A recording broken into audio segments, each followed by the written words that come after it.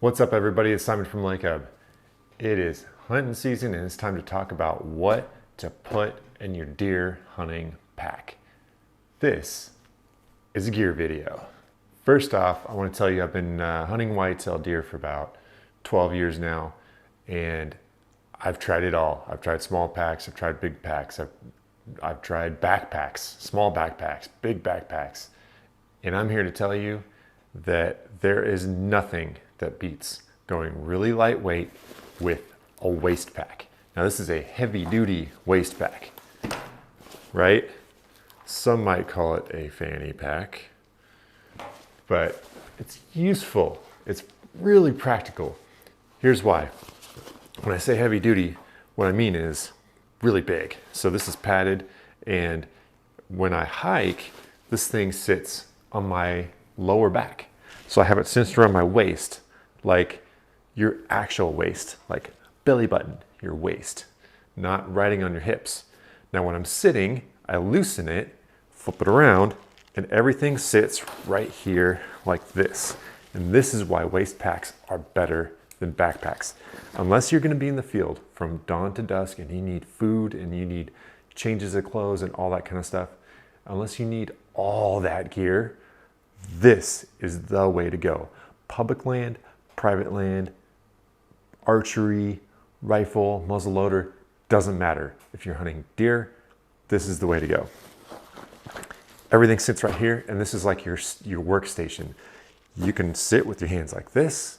Of course, you're gonna be camoed out, right? You're gonna have sleeves and gloves, and this thing's all camoed out, and you're gonna be head to toe, you're gonna be camoed out. Sit like this, minimal movements to get things you need. So what I do is in the morning, this is kind of my prep side, except for I've got my face paint over here, but this is my morning prep, right? This is my ammo. I've got this kind of half cracked open. I've got this main compartment is open, and then all my stuff that I might need to grab in a pinch is right here. Now I arrange it in such a way that it doesn't rattle. You can kind of hear things are kind of rattling a little bit. That's not normally the way it is when I'm sitting down hunting. You know, whether you're spot and stalking or you just post up on a tree for a little while, you're in a tree stand, you're in a box blind, whatever the case, you're gonna be sitting still for some period of time if you're deer hunting.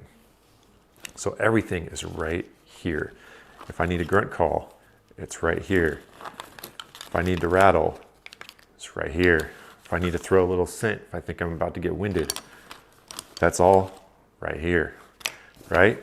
So this is like your workstation. This is why it turns out so great to use these waist packs rather than a big clunky backpack full of stuff.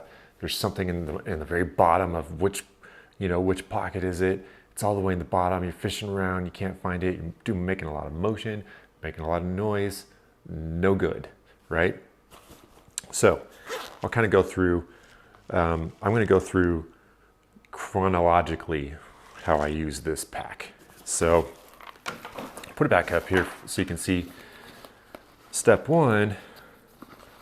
Usually I'm doing this in the dark, right? If it's a morning hunt, this is some face paint. So I'm gonna put on some eye black, but I'm also gonna show you a new technique I used that I'm going to be using this upcoming season. I have a couple different methods here. I've got this one, which is like your military style, right? Your OD green, your brown, and your kind of tan. The tan, it's like almost the same value, as my skin here. And so that doesn't really do me a lot of good. And there's not enough contrast in here. This is good for turkey hunting if you're trying to really blend in, you're really trying to blend in. But for deer, I just need to break up my pale cheeks and my nose, my giant Welsh nose. Like, that's all I really need to do. So when I'm settling in, usually in the dark, I'm going like this, like that. And that's how I do it. Sometimes I'll go like this, depending on what I'm wearing. If I'm wearing a hat with a lobe, the reason why I do flat brims is because I've got a really wide head and I wear glasses and all my glasses are wide, and a curved bill sits on top of my glasses and drives me crazy, right? So I wear a flat bill, then I can wear my glasses, and they kind of just fit really well together. But if you're in a shadowed place and you've got your bill down low, you don't really need to mark this spot. Otherwise, maybe you do. And then sometimes I'll do this. You know, it depends on how intense I'm feeling today. So there we go. I'm painted up. This gets zipped up. Done for the day. I have my headlamp in here. Right now it's in my fishing gear because I haven't been hunting yet. But I'm actually going to be upgrading. And so I'm going to be on the market. If you guys have a headlamp that you love, I'm looking for a red and a white light, high beam, low beam, on both red and white. And just something really dependable. My last one was really good, but the battery cover clip broke. And it drives me crazy when something is perfectly good, but something dumb like a little clip breaks and then renders it unusable almost. I'm using it with a rubber band right now. It's really janky. It works, but it's like I'm going to put in some hard hours this year hunting, and I want to make sure that my light is really, really dialed. Especially because I jumped some hogs in the dark last year. Thankfully, it was a full moon and no clouds, and I saw them before they saw me. So yeah, I'm really going to make sure I've got some good light this year. All right. So this is my face coverings, right? So I've got all my face stuff in here. So it really depends situationally whether I use this or not.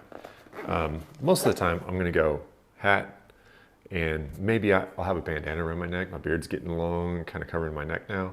And I've got some nice camo on my beard already anyway, right? So it's all good. But sometimes I'll go tie bandana around my neck, and just depends.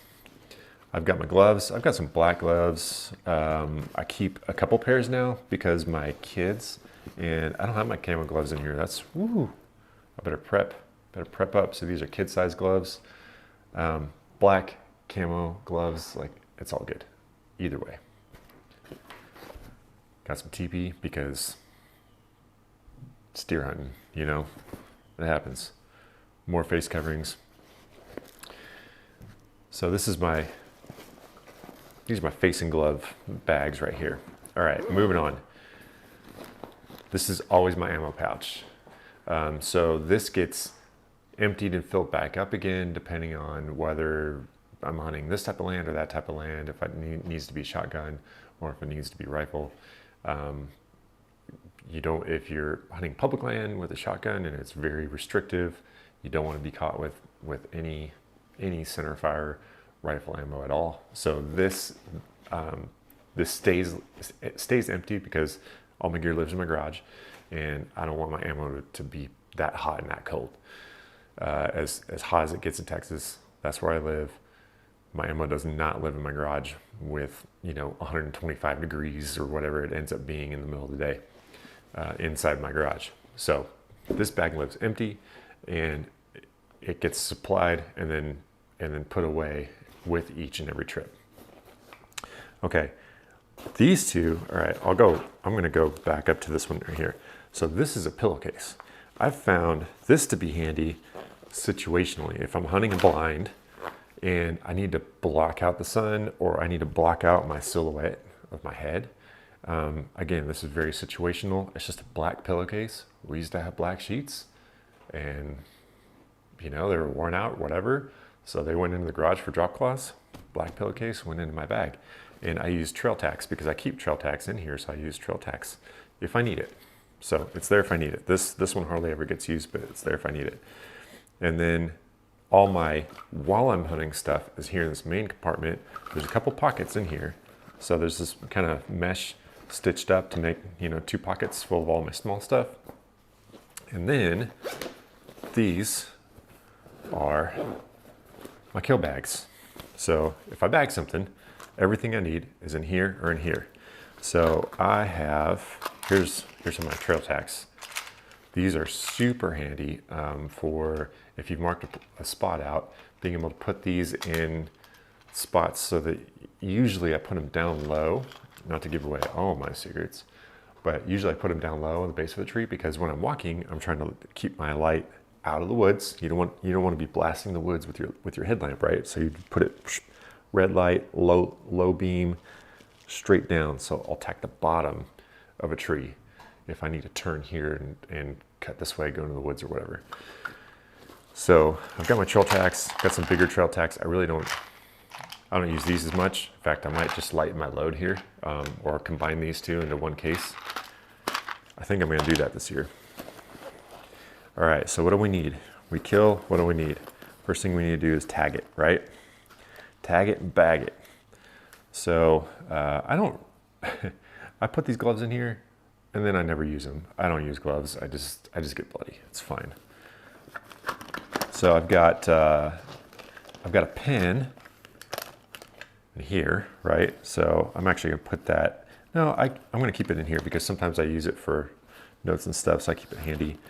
I have zip ties, several sizes, for tagging to antlers, or if it's a doe, what I do is tag, either cut a hole in the ear and then zip tie it into the ear, or just put the tag inside and zip tie it really tight and then tape it. So this is a Q-tip, right? It's just Q-tip with duct tape. This is a really, really handy prepper technique. So you can throw these in every single glove box that you have. That's what I've done. And I have a couple different sizes here, a couple different types of tape. Oh, and some foil. Look at me. Look at me go. All right. So I've got a lot of duct tape here. This is in my kill bag here. And then I've got all my backup stuff here. So more duct tape on Q-tips. Just take it off the roll it up. Now you've got a couple feet of duct tape. You never know what you can use that for, right? That's always going to be handy. And it takes up so little space. This is like probably like 5 or 6 feet of duct tape, right? A little tiny space. So that's super handy. Same thing with tinfoil. You never know what you might need to use tinfoil for. You might even just need to make something reflective to get somebody's attention if you need help, right? So it packs down so small, you might as well throw some in your pack. Might need to fashion a little bowl and make some water in like an extreme, emergency situation if you're hunting way out in the boonies, which a whistle is also good for. Okay, so we've tagged. I've also got a measuring tape. This is for sewing, right? So it's a fabric measuring tape. Got this at an estate sale. I'm not going to totally unravel it because it's like, I have it like all nice and tidy, but you get the idea, right? It's a sewing measuring tape. So if you have some kind of size restriction, in Texas, there's a very common 13-inch spread roll inside the main beam. And so, tag it, because that's the first thing you got to do, then measure it, find out how much trouble you're about to be in. But honestly, make sure you know what you're shooting at before you pull that trigger anyway. So that lives in here, takes up a little tiny bit of space. Before I found this, because these are like dime a dozen at estate sales, just because not as many people are into sewing, and so old folks pass away, we sell their stuff at estate sales, all the high dollar stuff gets all the attention, and then like little sewing kits and stuff like that just don't, so I mean, you can give a nickel for this at an estate sale. You can buy it online too. So I've got my gloves. I've got, some more toilet paper, because why not? And then my sharpening stone. So on my body, I'm going to have a belt on my pants. On that belt, I'm going to have my Buck 110 model in a sheath, because that requires a sheath. There's no pocket clip. And then that's going to be only for cleaning. I only clean with that. I don't touch anything else with it, which keeps the blade really nice and sharp. I still give it a couple passes on this fine ceramic side right here. So 1, 2, 3, 4, 5. And then I have another pocket knife that's a little bit more like a utility kind of beater, tough knife, folding knife that goes into my hip pocket right here. If I'm bushwhacking, I've got a machete hanging off of that belt. And then this goes over top of it like a gun belt, like John Wayne style. All right. So after after it's tagged, then it's dragged, right? Tag it, bag it, and drag it. So this is just a very simple deer drag. And I mean, you could do the same thing with like a tie down strap, like a spare tie down strap or something like that. But it's just got a loop on each end. And you know, you can throw this. I think there's a Y actually. Let's find out. I can't remember. I haven't used this in a while. Nope, just a loop. So one thing you can do is feed it through like that. And I think this is what I did last time I used this. Just throw it over your shoulder. And then this loop, you know, you can kind of do the same thing or tie it off or go over one of the antlers or whatever. And basically just, you know, drag the deer by the head. So that's if you need to get it out of the gully, if you have a long way to go before you get back to the trail, to a vehicle or ATV or whatever your situation is. Depending on, you know, where you're at and what the kill is, what the kill situation is, you might be inclined to just clean it right there on the spot. You know, some people would rather do that and save a little bit of effort. You do risk getting your meat dirty. If you have a good way to clean wherever you get back, then that could save a lot of effort. If you have to go, you know, a long ways, if you have to pack this animal out, that might be the way to go. Clean it in the field. So it's, you know, it's not as easy as hanging it, but it's not too bad. I have a really kind of simple, inexpensive hoist and gambrel system. It's basically like a metal coat hanger with a pulley. You know, you can throw that in any tree and hang them up and clean them. So that might be something where you run back to the truck, grab your hoist and gambrel, go out, clean them, drag it.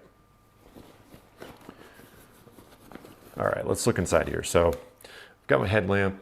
I also have a backup flashlight. This one is really good. This has got a high beam, low beam, white, and then it also has a red light, which the reason why I use red is because four-legged critters, they can't see the red light as near as well as white light. So red light, green light are both, you know, almost like a camo light, like a mysterious, weird, I'm not exactly sure how it works, but that's what they say.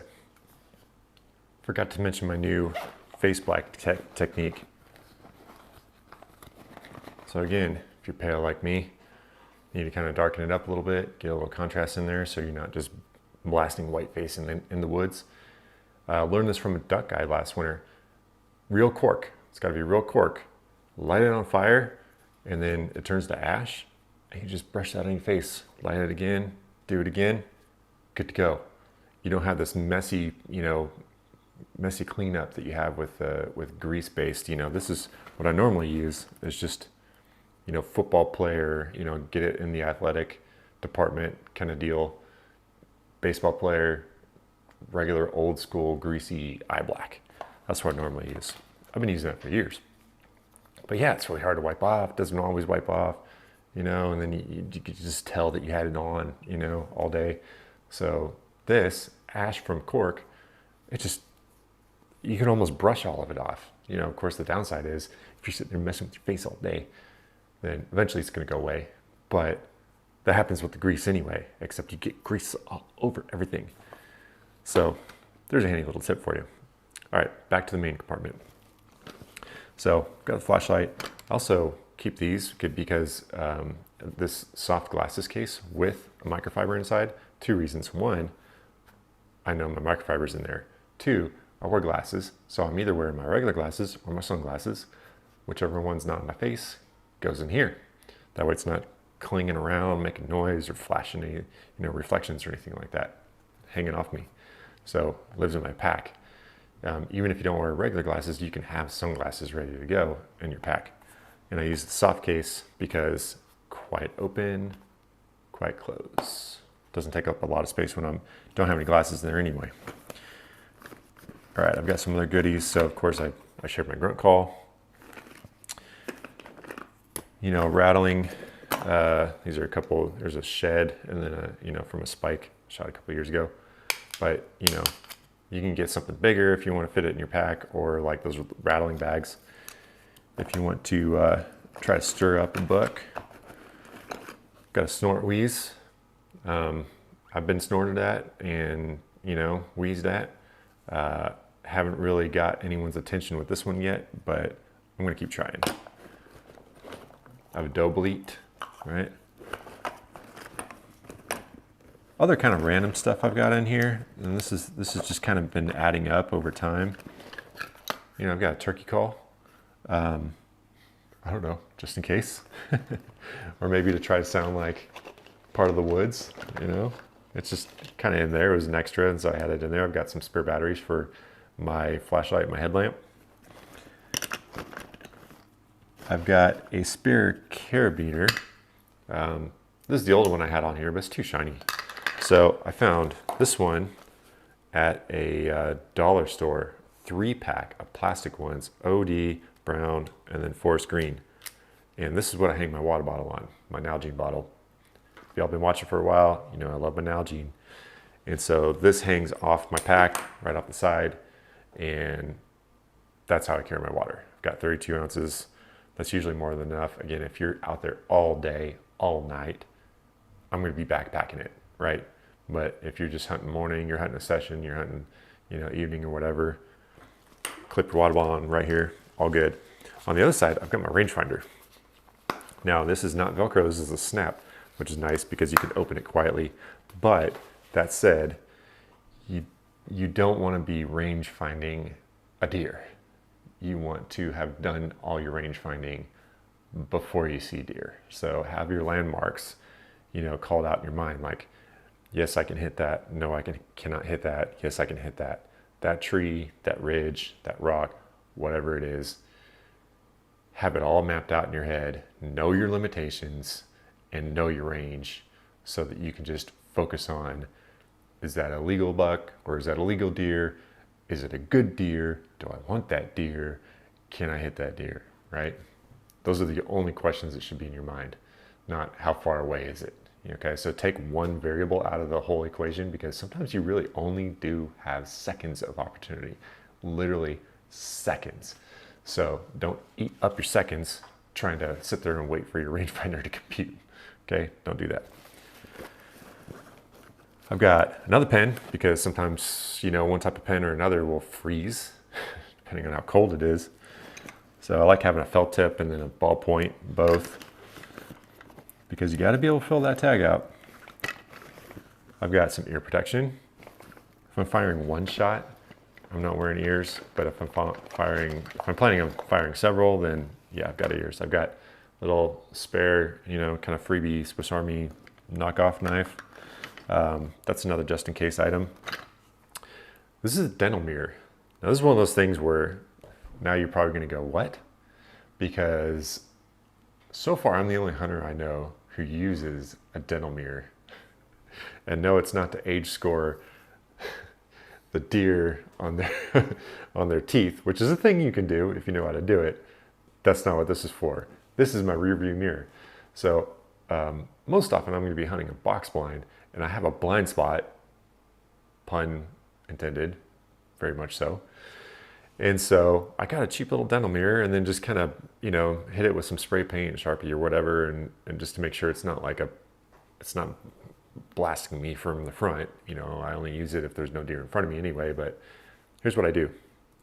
I put it up, if I hear a crack of a branch, or I think there's a deer behind me, then I kind of back it up a little bit. I hold it close to me. I put it up to my eye, and then you go like this. The closer to your eye, the less movement you have to do, the more field of vision you get from it. And you just, and then maybe a little bit more if you need to. That way you can see all the way behind you without turning your head, without moving a muscle from here on up, right? So I keep that handy. I just fold it like this, and it's right here in my pack if I ever need it. It really wasn't that expensive. All right. I also carry a backup skinning knife just in case for some reason, you know, I forgot to put, my buck knife on my hip or something like that. So at least I know I have a lightweight skinning knife in my pack. And then finally, I have this little tiny bungee cord. And the reason why I have this here is because I wear my binoculars with shoulder straps, and they're big, heavy binoculars. They're great binoculars. They're Nikon's 10 to 22 zoom, 50 millimeter downrange lens, and they're great. But, I'm 6'4" and I have a stride that's like 8 feet long or whatever. And they just bounce, and they bounce, and they bounce, and they bounce, and they bounce. So when I'm hiking, I just take this, take that, clip, and then it stops bouncing. So if you're wondering what the bungee cord's for, that's what it's for. This is my hunting pack, and this is everything you need for a successful deer hunt, and that's it. I'm Simon with Lake Hub. We'll catch you next time.